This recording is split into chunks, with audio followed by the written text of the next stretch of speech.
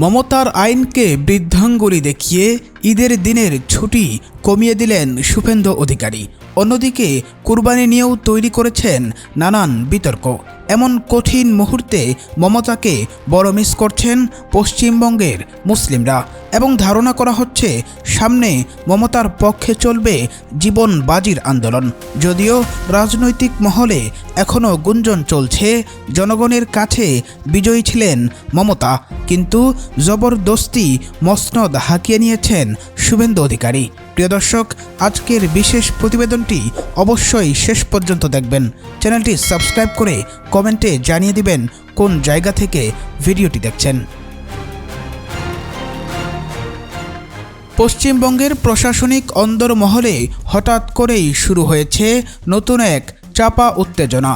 বছরের শুরুতে প্রকাশিত সরকারি ছুটির তালিকায় ঈদুল আজহা উপলক্ষে টানা 2 দিনের ছুটি ঘোষণা করেছিল মমতা ব্যানার্জি সরকারের প্রশাসন, কিন্তু রাজ্যে রাজনৈতিক পালাবদলের পর সেই সিদ্ধান্তে বড় পরিবর্তন আনল নতুন বিজেপি সরকার। শনিবার প্রকাশিত নতুন এক বিজ্ঞপ্তিতে জানানো হয়, এবার ঈদুল আজহায় একদিনই সরকারি ছুটি কার্যকর থাকবে। আর এই ঘোষণার পর থেকেই নবান্ন থেকে জেলা প্রশাসন সব জায়গায় শুরু হয়েছে তুমুল আলোচনা। অনেকেই বলছেন এটা কেবল একটি ছুটির সিদ্ধান্ত নয়, বরং নতুন সরকারের প্রশাসনিক দর্শনের প্রথম বড় বার্তাগুলোর একটি। কারণ মুখ্যমন্ত্রী হিসেবে দায়িত্ব নেওয়ার পর থেকেই শুভেন্দু অধিকারী একের পর এক কঠোর প্রশাসনিক পদক্ষেপের ইঙ্গিত দিয়ে আসছেন। দুর্নীতি দমন দফতরে কর্মীদের উপস্থিতি নিশ্চিত করা এবং সরকারি কাজে শৃঙ্খলা ফিরিয়ে আনার নামে নতুন সরকার যেন পুরো প্রশাসনিক কাঠামোকেই নতুনভাবে সাজাতে চাইছে। নতুন নির্দেশনায় কেন্দ্রীয় সরকারের ছুটির তালিকার সঙ্গে সামঞ্জস্য রাখার কথা বলা হলেও রাজনৈতিক মহলে এই সিদ্ধান্ত নিয়ে তৈরি হয়েছে নানান ব্যাখ্যা ও গুঞ্জন। প্রশাসনের ভেতরের একটি অংশ বলছে দীর্ঘ ছুটি ও কর্মবিমুখ সংস্কৃতিকে কমাতেই এই উদ্যোগ নেওয়া হয়েছে, কিন্তু বিরোধী শিবিরের অভিযোগ বিষয়টি শুধুমাত্র প্রশাসনিক নয়, এর ভেতরে রয়েছে সূক্ষ্ম রাজনৈতিক বার্তাও। কারণ পশ্চিমবঙ্গের রাজনীতিতে উৎসব ও ছুটির বিষয়গুলো বরাবরই অত্যন্ত সংবেদনশীল। অতিরিক্ত মুখ্য সচিব পিকে মিশ্রের সই করা নতুন নির্দেশনা প্রকাশের পর থেকেই সামাজিক যোগাযোগ মাধ্যমে শুরু হয়েছে তর্ক বিতর্ক। কেউ বলছেন সরকার কর্মসংস্কৃতি ফিরিয়ে আনতে চাইছে, আবার কেউ এটিকে সংখ্যালঘুদের প্রতি কঠোর অবস্থানের ইঙ্গিত হিসেবেও দেখছেন। ফলে একটি ছুটির সিদ্ধান্ত মুহূর্তেই পরিণত হয়েছে বড় রাজনৈতিক আলোচনায়। তবে সবচেয়ে রহস্যময় এবং আলোচিত প্রশ্নটি এখন অন্য জায়গায়। সরকারি কর্মীদের একাংশের মধ্যে নীরবে ঘুরছে এক নতুন আশঙ্কা। আজ যদি ঈদুল আজহার ছুটি কমানো হয়, তাহলে আগামী দিনে কি দুর্গাপূজার দীর্ঘ ছুটির ক্ষেত্রেও কোনো পরিবর্তন আসতে পারে?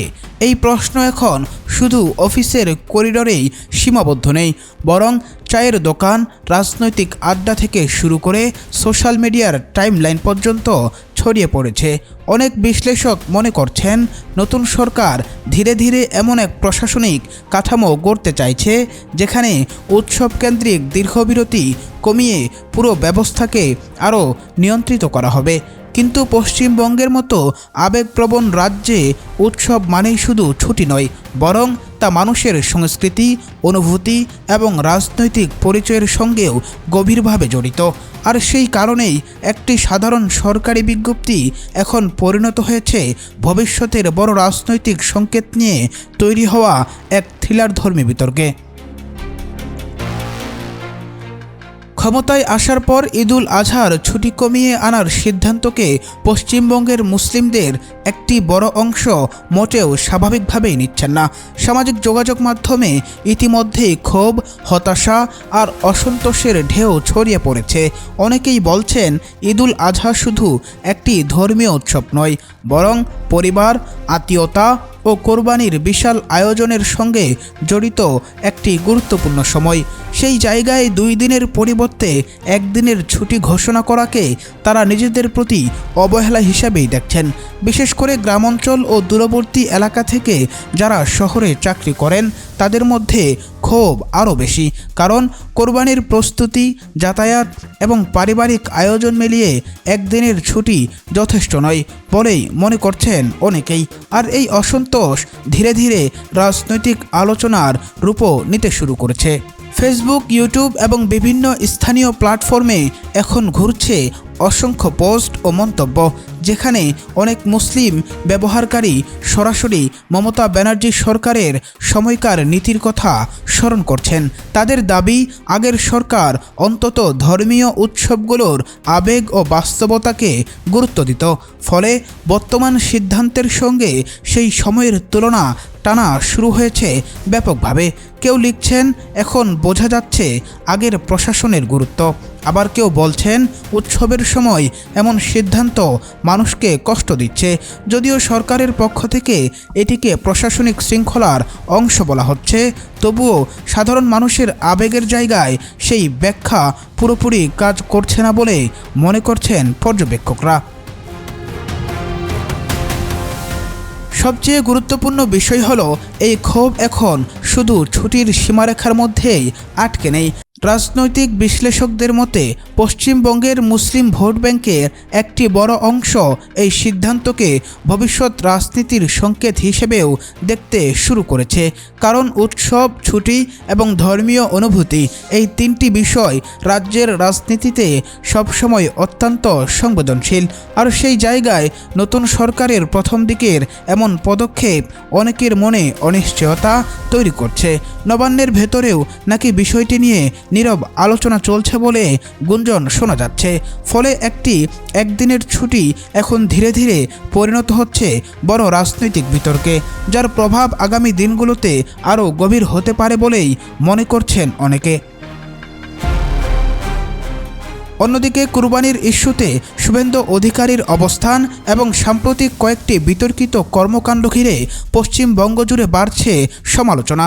ঈদুল আজহার ছুটি কমানো থেকে শুরু করে ধর্মীয় বিষয়গুলোতে সরকারের কড়া অবস্থান, সব মিলিয়ে সামাজিক যোগাযোগ মাধ্যমে তৈরি হয়েছে তীব্র আলোচনা।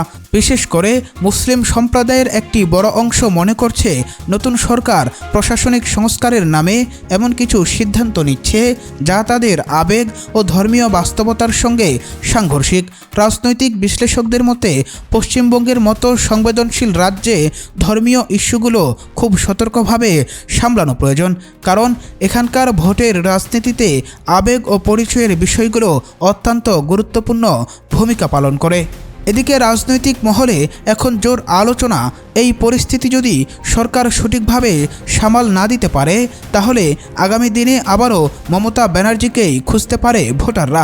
কারণ এখনও অনেকের দাবি, এবারের নির্বাচনের আগ পর্যন্ত জনমতের বড় অংশ মমতার দিকেই ঝুঁকেছিল, কিন্তু ভোটের মাঠে শেষ মুহূর্তের সমীকরণ, প্রচারণার কৌশল এবং রাজনৈতিক তালগোল পাকিয়ে শেষ পর্যন্ত ক্ষমতার মসনদ দখল করে নেয় বিজেপির শিবির। আর এখন সেই সিদ্ধান্ত নিয়েই নাকি নতুন করে ভাবতে শুরু করছেন একাংশ ভোটাররা।